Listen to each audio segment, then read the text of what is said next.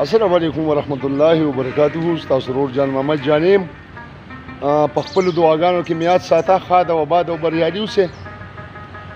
ډېر ښکلی سهار دی، د جمعې ورځ ده.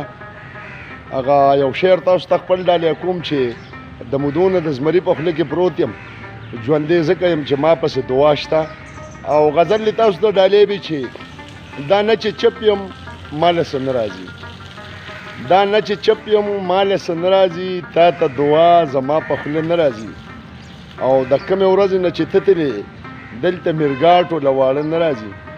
راته یې نوره به نه جاړم، راته یې نوره به نه جاړم، او زما به اوښکو کې رانجه نه راځي. او هلته کې هېڅ نه وي د مینې سامان، د چا د زړه په کور چې غله نه راځي.